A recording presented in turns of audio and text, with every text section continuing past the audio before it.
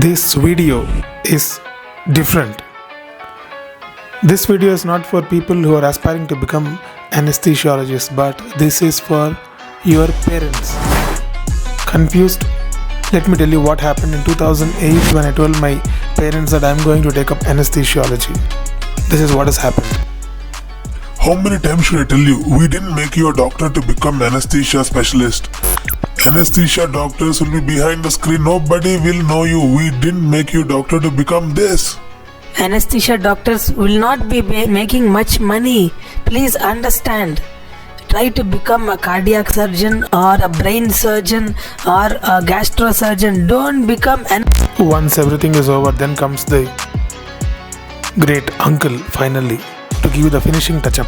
Beta, I'm your uncle. Please understand what your parents are trying to tell you. They are trying to tell you that anesthesia is not good for you.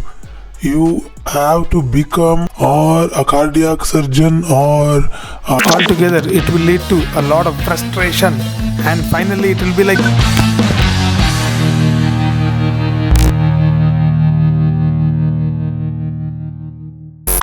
If you are stuck in such kind of a situation, then we have to remember one thing, that you are not alone. One of the reasons which I can think about is that people don't have a clear understanding about anesthesia, and they just think that we put patients to sleep, which is not totally wrong and totally right.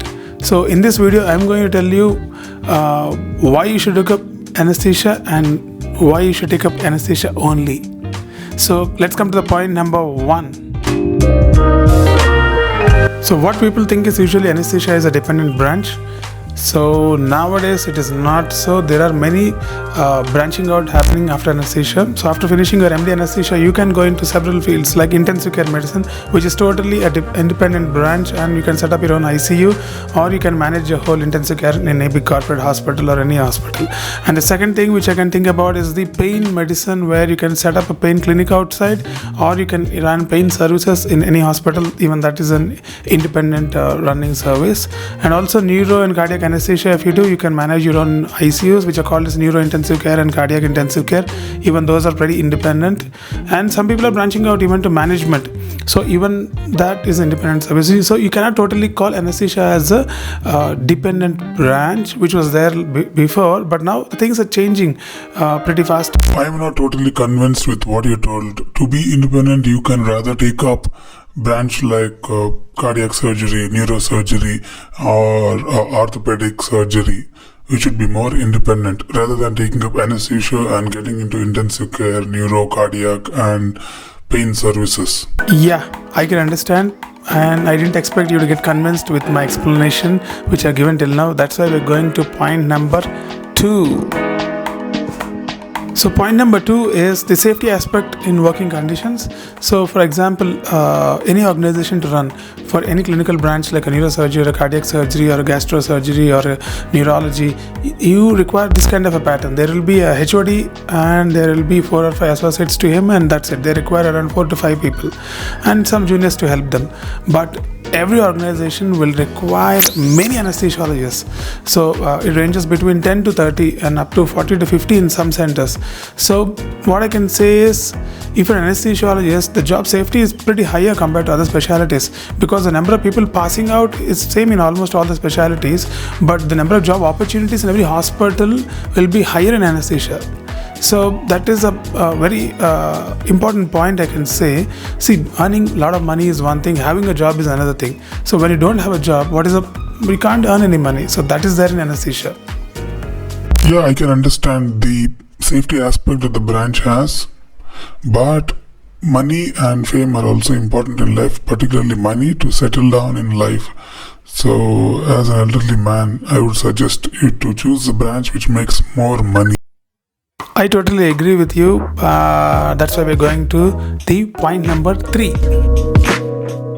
So coming to the finances, I have done a separate video. Link is there in the description. So all the details are there in this particular video, but just to summarize a bit, money earning is not very less compared to other branches. It is on par with most of the specialties, and even you get paid at earlier age. So that is there for anesthesiology. And if you set up intensive care and if you're running it, then it's nothing like that. So that is one aspect of it. And the second thing is the investment required to practice anesthesiology. For example, a surgeon requires some kind of gadgets and equipment and laparoscopy equipment and so many other things. But for anesthesiology, the investment is nearly zero because there is no major gadgets involved. So you can just start practicing in any hospital. And second thing is that anesthesiologist can practice in any country he likes. Anywhere in the world he can practice. The reason being, for clinicians it is slightly tougher. One is they need to develop patient client base there, which is not very easy, which anesthesiologist doesn't need to develop. And the second thing is the medical legal concerns are also very higher for them. And for these purposes, anesthesiologists are being taken up in many countries like Dubai, Abu Dhabi and many Middle East countries, and they are being paid crazy good amounts there. So financially also, I can tell you that if you have a proper planning, then you can make a lot of money with anesthesia. Looks like anesthesiology is a safer branch, and also the financial aspect is also okay. So if you want, you can join anesthesiology. We don't have any issues. No. I don't want you to agree okay for anesthesia. That's why we are entering the point number 4. So point number 4 is the life. So life, I call it, there is a lot of work-life balance in anesthesia. So what I can tell you is you can work in your shift, and once your shift is over, then you can totally switch off from your work and you can take care of your family. You can spend more time with your family, and like other clinicians, you don't have to go to OPDs in the evening and spend a lot of time there. So evening you can go home and spend time with your family. That is one aspect. And the second thing is that if there is an emergency, some clinicians need to go at any point of time, but anesthesia is not like that. There is a specific rota system in every hospital, and there is always an IDT anesthesiologist who will take care of all the emergencies. So you can spend a good quality time with your family. So this is also important. It is not only about money and fame all the time. And if you don't have time to spend with your family, what will you do with all the money? So that is a very important thing you need to consider. See, an anesthesiologist can have a lot of hobbies also, because they'll have some free time in the evening. You can do something like how I do my YouTube videos. There is a lot of scripting and editing involved in this. So I can do this because I have some time in the evening. And you can see many clinicians who never do many hobbies because they don't have time. So this is a very important thing you need to know before choosing any branch, because once you take up a branch, later on you cannot go back in time machine and change the past. So before that, you need to understand these things. Okay, son, I am totally convinced, and you can go ahead and take anesthesiologist, and we are very happy with your decision. Please go ahead. Our blessings are always there with you.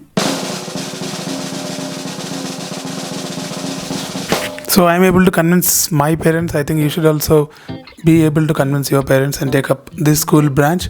So before logging off, I would like to tell some more important tips because you continue till the end of the video. The number one is anesthesia is a very cooler branch, and you'll deal with a lot of cool tech and cool techniques you'll be doing, like central lines and percutaneous tracheostomies, and you'll be doing a lot of fiber optic intubations. You'll be dealing with all the gadgets, so you will really love that if you're a tech savvy guy. And the second thing what I can tell you is you get some breaks during the work time, which many of the other branches won't get. So in between the work, you'll be relieved. You can take some coffee breaks, and you can take some can chat with your friends and come back and start the work. So work will be enjoyable most of the times. And the surgical specialties mainly need to stand very long hours. Some departments stand for 8 hours, 10 hours, 12 hours while operating, because there is no way you can stop the surgery in between and take a break and come back. But anesthesiologist, there is no obligation like that. You can sit and relax and chill out, and when situation is demanding, you need to work. So that I have done a separate video, the darker side of anesthesia. You can see that video. In that I have explained all these things. So if you continue till the end of the video, if you want more cool videos like this, subscribe. Thank you very much for following the video till the end. Dr. Dheeraj Masapu logging off. Roger that.